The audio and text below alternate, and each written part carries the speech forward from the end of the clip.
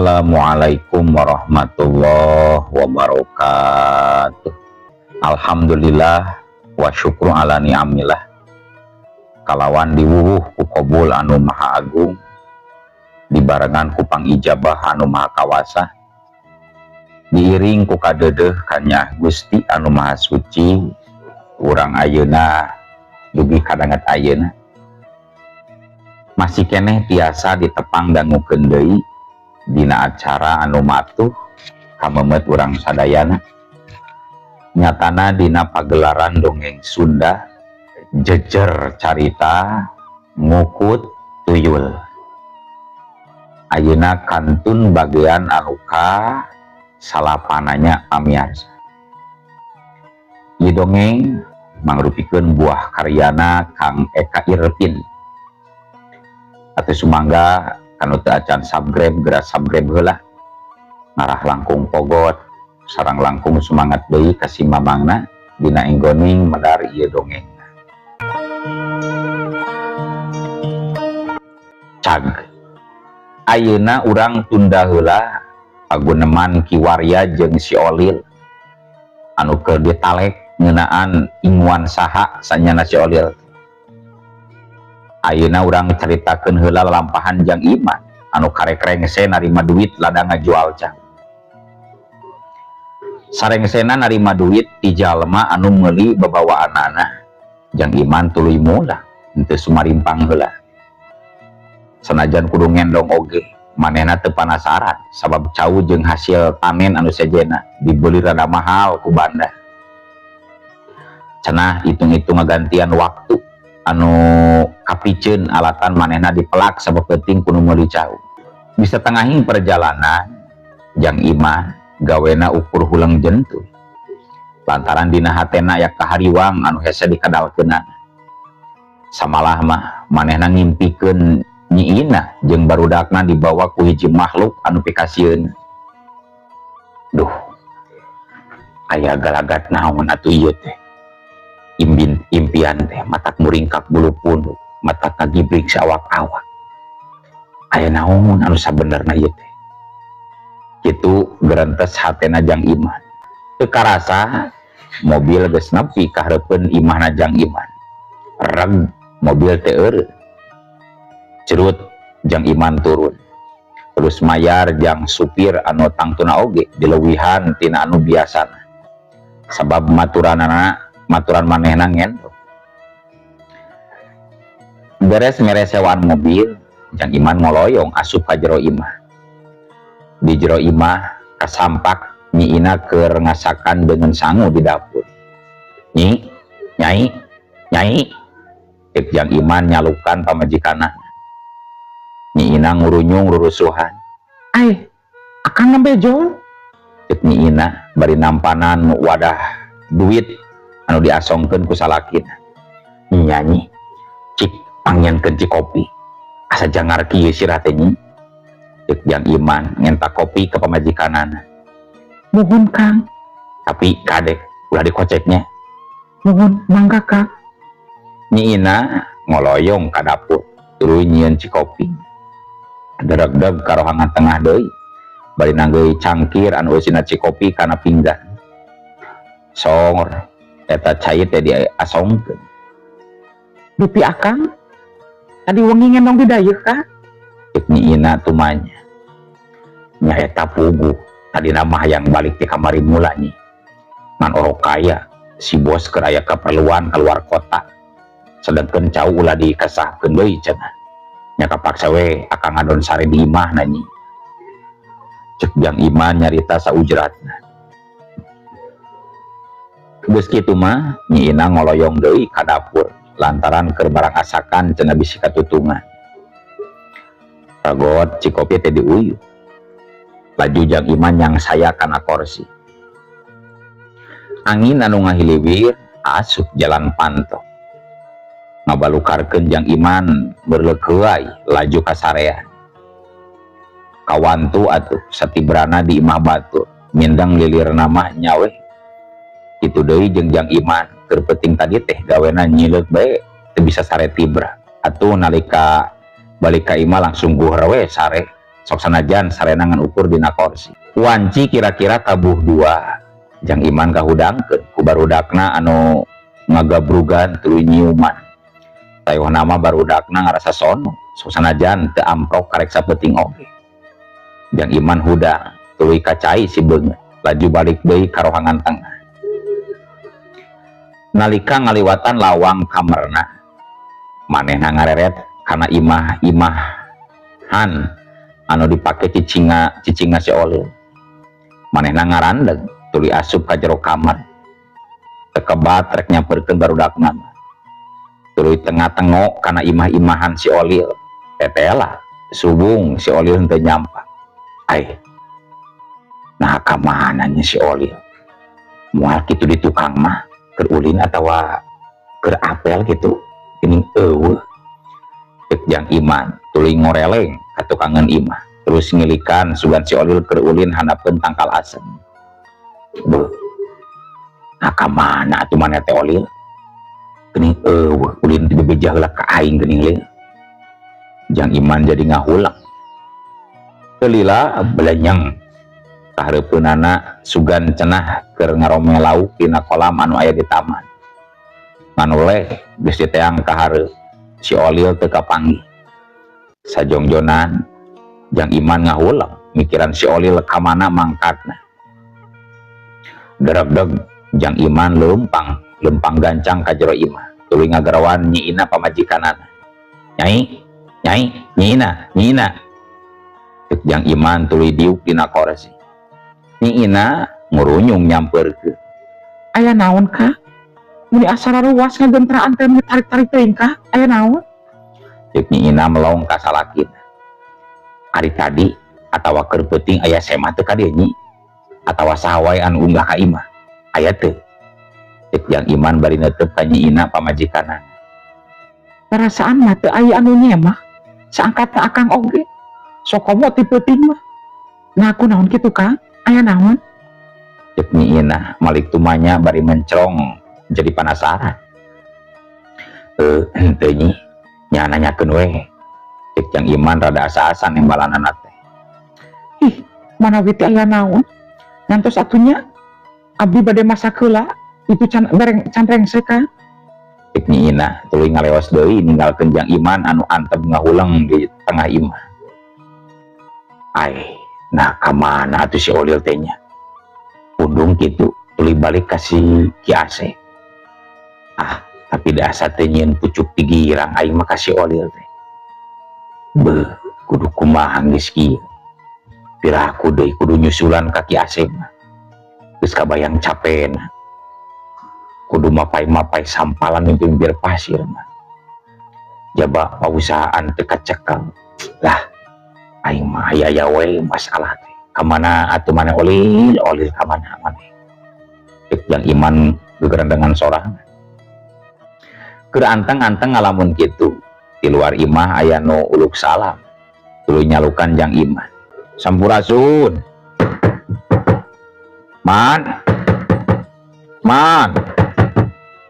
Atuh Jang Iman curinghak, tuluy cengkat hudang, laju ngagidig ketepas. Reket panto dibuka, kasampak. Aya saurang aki-aki anu keur ngajega hareupeun lawang panto. Anu tetela geuning eta aki-aki teh nyatana Ki Warya. Aya Aki, tuh ngimpi naon kuring teh keur peuting tiasa kaunggahan ku Aki. Iap, kalebat Ki. Cek Jang Iman tuluy sasalaman ka Ki Warya. Ah, meuning nyarita kitu ari Jang Iman.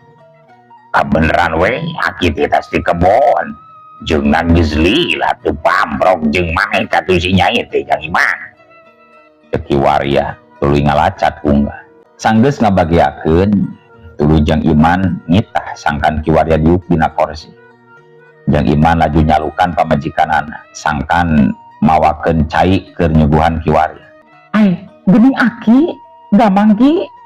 Cek nyiina bari nyodorkeun ci kopi, sok ngajak sasalaman ka Ki Warya. Bangunna mah geus wanoheun ka Ki Warya. Nyaju ieu Aki. Damang hidup jeung barudak Nyai. Cek Ki Warya tumanya ka nyiina.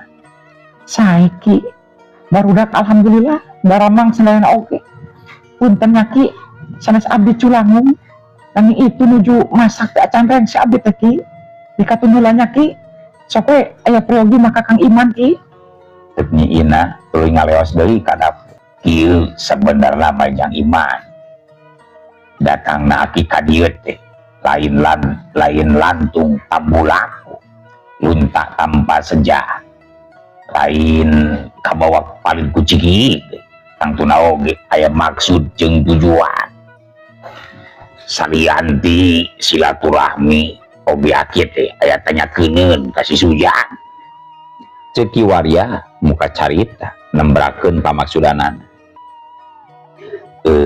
bade aya picaroseun naon atuh aki teh meni asa dari aki geuning ki aya naon ki ceuk Jang Iman nembalan tuluy malik tumanya Ki Warya teu lila deui parabat manehna nyaritakeun kajadian anu tumiba ka urang lembur salila 3 taun lilang timiti loba kajadian kalengitan duit tug nepi kajadian peuting tadi manehna hasil nyerek atawa newak si Olil dumadakan beungeut Jang Iman jadi sepapias kawas taya getihan ruas nu taya papadana sabab teu nyangka sacongobuk oge kening si Olil teh beunang kacerak ku Ki Warya tah kitu bizan Jang Iman aki mah lain rek nuduh atawa mitnah ngan hayang ngakurkeun caritaan makhluk anu tadi beuting beunang ku aki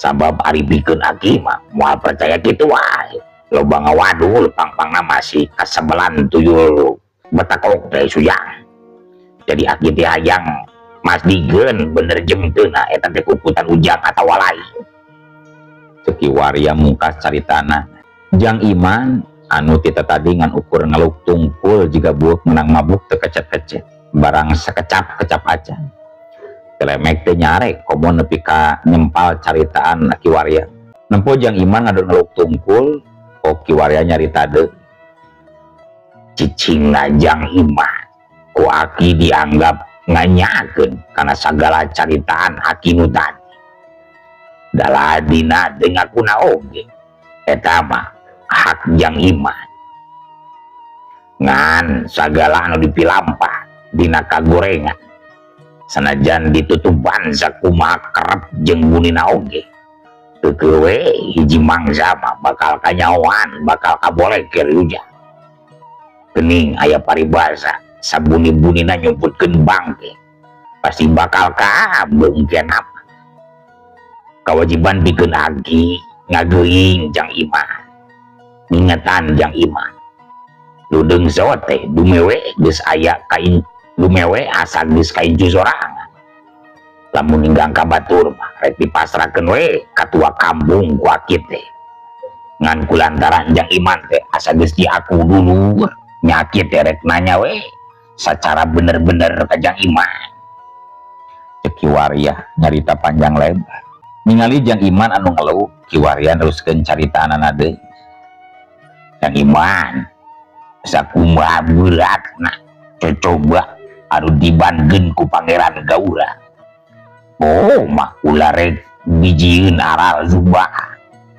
lakonan we kalawan pinuh kaikhlasan ku jalan ikhtiar jeung tawakal atuh cenah lamun aya caritaan dijiji gigiran anu matak ngaraheudkeun kana hate ulah teuing dipake sulit hati malah kudu dijieun pamejut pikeun urang sangkan hirup leuwih soson-soson nyiar barokah jeung mangpaat apan cenah aya katerangan yen Gusti mah moal dibandkeun cocoba jeung panguji ka umatna di luar kemampuan umatna sorangan itu da Sujang kudu yakin jeung kudu percaya da Pangeran mah nguji lain rujiteun ngadoja lain ngewaeun tapi mutlak minangka ukuran sakumaha pageh urang nyekel ageman agama sasatna aturan Gusti malah agi lain teu nyaho Jang Iman geus tara jumahan komo salat 5 waktu mah nya geus tara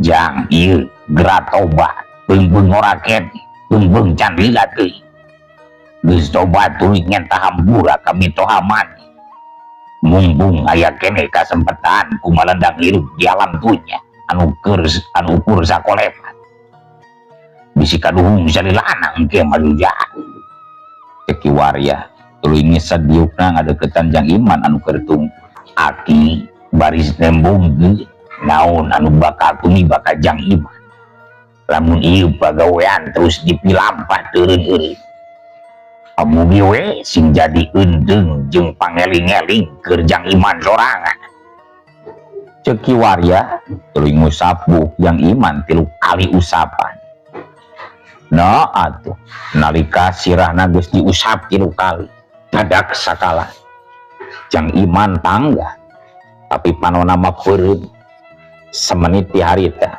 katingali awak Jang Iman ngadegeng leungeunna dihalangkeun kana beungeut jiga anu keur nakis atawa ngahalangan hiji hal mimiti kadenge sora nu kaluar tina bibir Jang Iman tuluy katingali tina sela-sela bibir panonna kaluar cimat ampun Pak panas ampun Pak panas astagfirullah Pak panas cek Jang Iman ceurik gagawuran Kiwari anu cicing gigireun Jang Iman Kiwarya anu keur cicing gigireun Jang Iman gancang ngusap deui Jang Iman 3 kali usapan juga mimiti kayaan Jang Iman nalika geus diusap ku Kiwarya 3 kali rada tenang cimata ngaberbei masan pipin dina kayaan panon mah peureum keneh tekung silillah nya Jang Iman beunta ret Jang Iman ngareret ka Kiwarya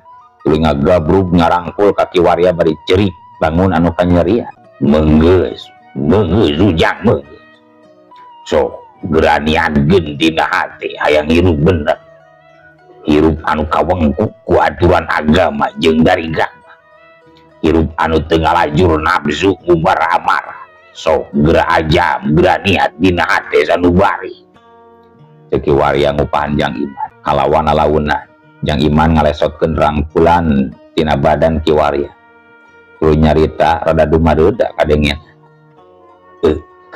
kedah kumaha atuh abdi teh ki cek Jang Iman tuluy nyusutan cimata apanan tadi geus diomongkeun ku aki sujang teh kudu tobat menta pangambura di Gusti tapi aki mah moal mamaksa ngan ukur ngelingan hungkul ngan lamun si Sujang hayang ngeureunnan pagawean anu sadaya dipilampah aki sadia pikeun bantuanana Sujang ngan lamun teu bisa ngeureunna wayahna adituna lamun Ujang cilaka aki mah bisa kumaha mah bisa bantuan cek Kiwarya andes dina cumaritan ngabantosan masadaki kumaki cek Jang Iman tumanya bari neuteup ka Kiwarya ngabanduan ngalesotkeun si Boril lain perkara enteng lamun can cunduk kana waktuna mah kencang nama bakal aya perlawanan di negara asal si Boril gitu dah Sujang nya eta si Boril teh tuyul meti cek Kiwarya nyaritana dari ya kebek Jang Iman ngagebek ngadenge caritaan Kiwarya teh beungeutna jadi sepapias lantaran ngarasa sieun diri jeung kulawargana kumaona nya kumaha carana sangkan abdi leupas dina perjanjian anu geus meungkeut pageuh abdi sareng alam gaib ki Jang Iman tumanya bangun anu panasaran jadi maneh geus gilig bakal tobat rek ngalesotkeun si Boril tuyul metik Sujang cek Kiwarya tumanya bari netep seukeut ka Jang Iman sumuhun ki cek Jang Iman ngajawabon syukur atuh urusan eta mah ku aki urang geureuy gawean jeung dieu tiara sabab gorombolan si Boril di karajaan tuyul Gunung Ngalimun pasti oge moal narima lamun baladna ku aki dicerang asli esekelerna jeung gununganana bakal malik nyerang ka aki Teki waria kutan teh kitu geuning ki Jang Iman beuki sepa banget. Tapi si Jujang mah ulah galider, ulah zieun, ulah riwang, ulah oncewa. Sabab lamun mah nya tobat mah pitulungna Gusti moal welenang tayungan Jujang. Ceki waria ngahatean. Notifikasiun mah nyaeta pun bojo sareng barudak moal kumaha manawi ki. Jang Iman tumanya. Nyamual aduh Jujang. Tanggung jawab aki si Nyai jeung barudak mah tanggung jawab aki. Nganrek balaka we aki manya. Regepkeun dieu ku si Jujang. Sakuza guru pausahaan anu aya patalina jeung hasil ti si Boril mah goat gradual. Bagikeun kan wakna sesana kokolakeun ku Jang Iman dikenyieun kaadean minangka gagan di kalakuan Jang Iman salila ieu kamaranena. Ceki waria nyarita ngajelaskeun sajelas-jelasna ka Jang Iman. Iraha atuh ngawitian laki. Jang Iman tumanya deui. Leuwih ganjang tangtuna bakal leuwih ade Jujang. Udah diengke-engke ngadon jadi bangke. Ceki waria geus hasil pamaksudan jeung Jang Iman narimakeun kana laku lampahna. Tuluy nyanggupan Jang Iman rek tobatna. Ki waria amitan balik. Itu we nya Jang Iman. Aki pamit dieu rek balik heula. Itu ayam jangan diparabat. Sugan boga permen kojek ke si Boril. Karunya si Boril tuyul metik can yuzu zabebeding bisi begang. Ceki waria Jang Iman ngaleos ka jero imah. Terus balik deui bari mikeun permen kojek sakela. Mani loba-loba teuing aduh. Sigana paragi ngoro si Borilnya. Keun bela keraki we sawarenya dake oge beuki. Bisi ayeuna naon mah ulah zieun. Maneh jeung si Nyai katut barudak ku aki salawasna ditalingakeun di kajauhan. Moal cecel moal bocel kulit-kulitna acan barudaknya. Moal cecel moal bocel kulit-kulitna acan barudak. Dititipkeun kanu ngabandungan dongeng oge si Nyai jeung barudak mama. Komo si Nyai ngora kene mah anu manco ngabandungan di dongeng oge loba duda loba duren duda keren. Sing tenang tong bozolat ulah kaliwat sok laksana deui parentah Gusti nu 5 waktu eta Jujang. Jang Iman teu nembak ngan ukur-ukur unggul. Mangga Jujang ditinggalkeun heula ku wakinya. Ceki waria tuluy kaluar ti imah terus ngencring balik nuju ka lembur nuju ka imah maneh. Ganjangna carita saminggu ti poe basa Ki waria ulin ka imana Jang Iman. Kayaan di lembur estu tiis ceuli herang mata. Reperapi kemari paloh jina. Atuh Ki waria neruskeun hanca ngalaparena. Pare humana samala geus anggeus turta geus dibawa balik ka lembur hasil naon. Tapi dina nalika keur kitu nah atuh ari ujug-ujug waktos kabujeng seeng keun atunya ieu dongeng teh urang cekapkeun we heula dugi ka dieu. Insyaallah enjing pageto baris dilajengkeun deui. Atuh ku kitu ku kieuna mamang sajamit mungkur pamit mundur ti payunan para wargi sadaya. Ayo Assalamualaikum warahmatullahi wabarakatuh.